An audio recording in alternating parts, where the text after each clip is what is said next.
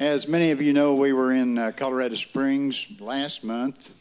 We had volunteered for a Mario Marillo crusade, and let's just go with the tent. That's a new tent, nearly an acre, holds over 5,000 people, and it is full every night for 4 nights. We're going to move on here, and let's go with the prayer line, the next slide there.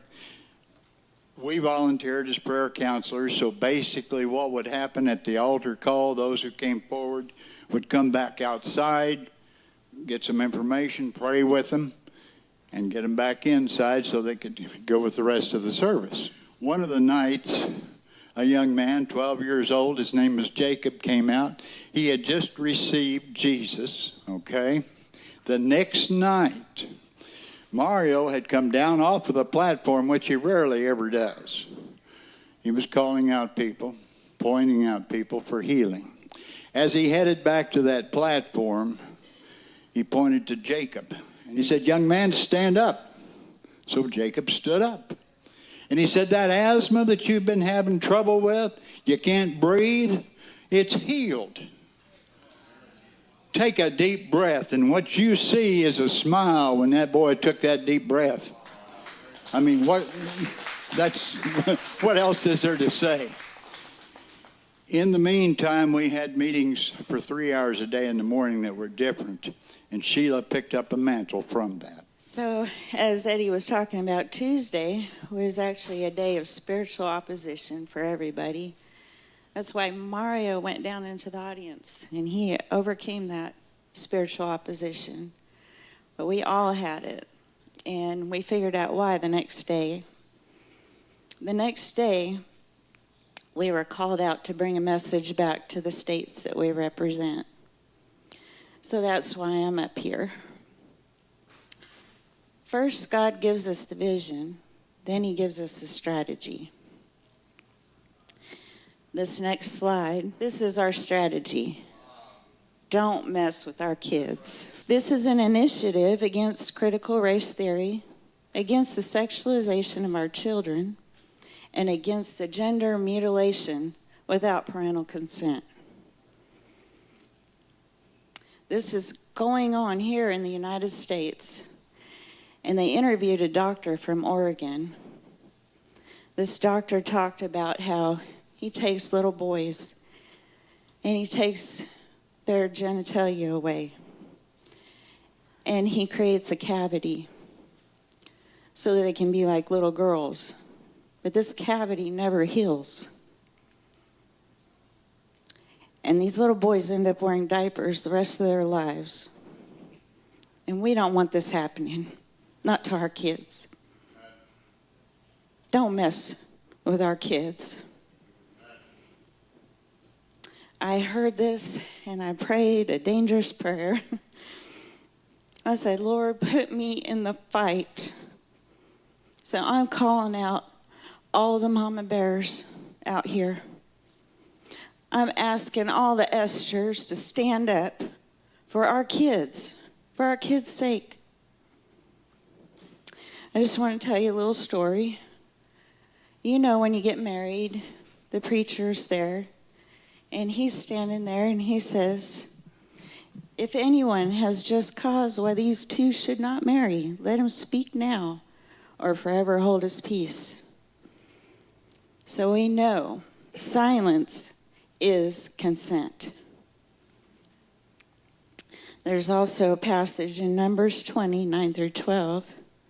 Talks about Moses and Aaron. Well, Aaron didn't say anything, right?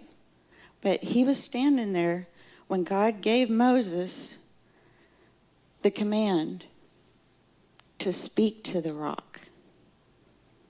And he was there when Moses did not speak to the rock, but hit the rock. But he didn't say anything.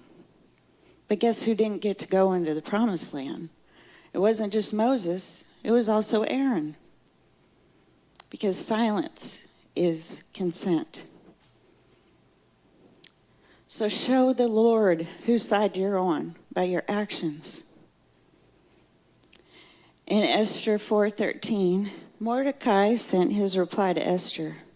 "Don't think for a moment that because you're in the palace, you will escape when all the other Jews are killed. If you keep quiet at a time like this, deliverance and relief for the Jews will arise from some other place. But you and your relatives will die.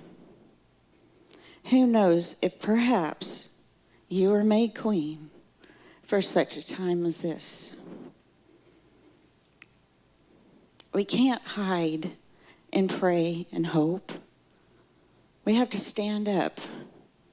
And just like Mordecai told Esther, if you don't speak, it may not end well for you and your kids and your grandkids.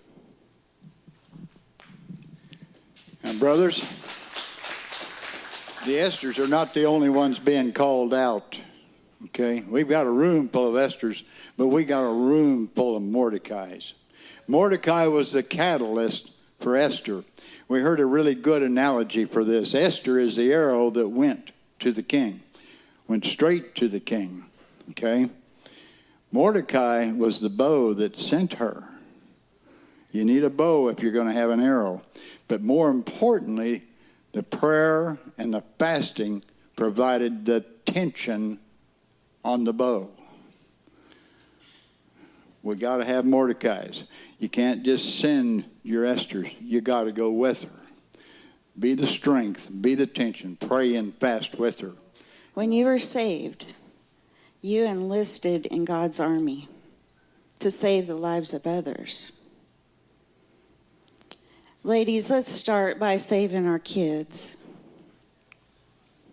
We have the power of the Almighty God backing us up.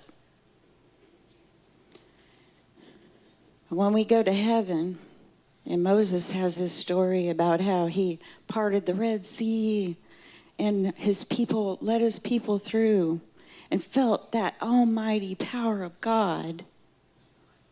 And then David's talking about how he had that little slingshot and a little rock, and he overcame that giant by the power of Almighty God. And then they look at you, each and every one of you. They look at you and say, well, you are living in the last days. What did you do? So that brings me to our strategy. On April 13th, 2024, here's our story.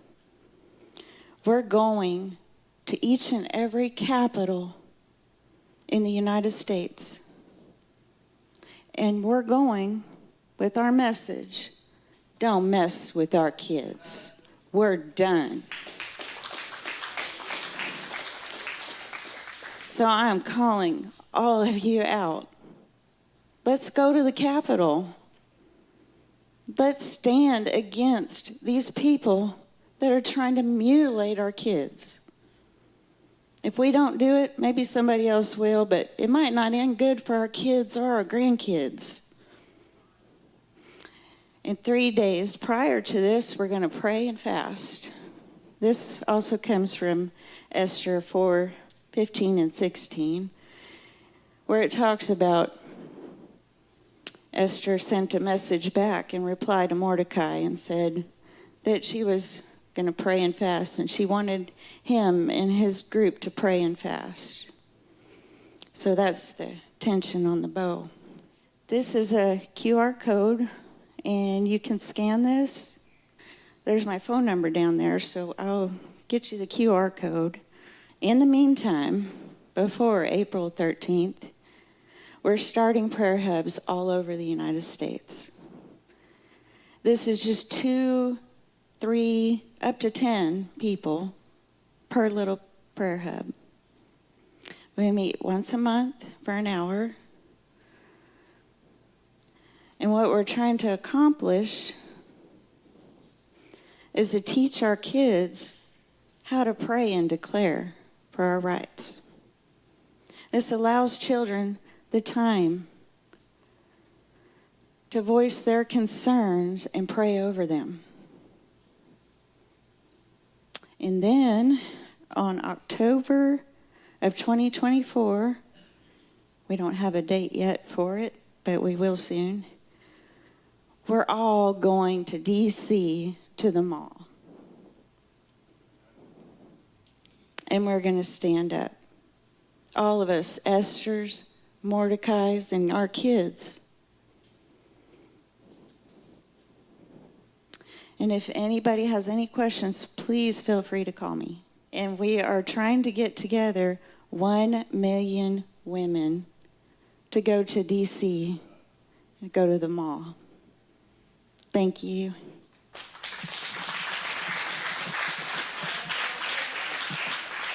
When David looked at the armies of Israel, he said, "Is there not a cause?" So that would be our question to you today. Is there not a cause? Is there a more important cause besides just coming to Christ himself to preserve your family, your children, your grandchildren, and the generations after that? But we cannot remain silent.